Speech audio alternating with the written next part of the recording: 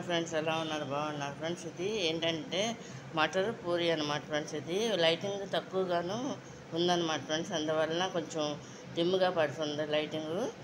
అందువలన చెప్తున్నాను అన్నమాట ఫ్రెండ్స్. ఇది ఏంటంటే మామూలుగా గోధుమ పిండి కలిపేసుకుని నూనె కొంచెం సాల్ట్ లైట్గా పాలు పోసేసుకుని కలిపేసుకున్నాం అన్నమాట ఫ్రెండ్స్. కలిపేసుకుని ఈ విధంగా పెట్టి వేసుకున్నాక గ్రీన్ పీస్ అనేది నీళ్ళలో కొంచెంసేపు నానబెట్టేసి ఇప్పుడు కర్రీ పెట్టిన గిన్నెడు మటర్ అనమాట.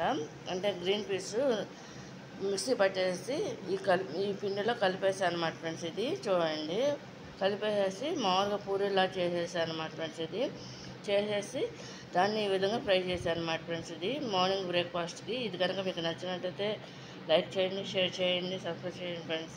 ఈ కర్రీకి ఏంటంటే ఫ్రెండ్స్, బంగాళదుంపలు ఉడకబెట్టి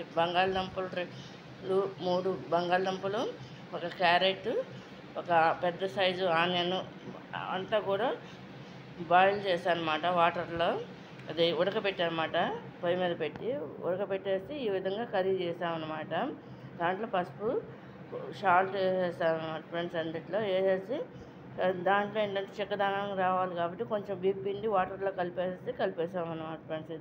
ఇది మార్నింగ్ బ్రేక్ఫాస్ట్కి అనమాట ఫ్రెండ్స్. ఇది చూడండి.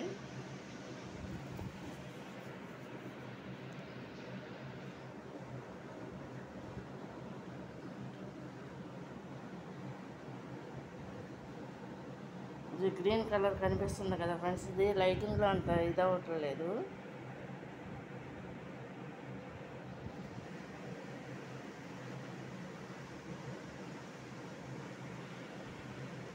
ఇది కనుక మీకు నచ్చినట్టు లైక్ చేయండి, షేర్ చేయండి, సబ్స్క్రైబ్ చేయండి friends. Bye. Green colour puri.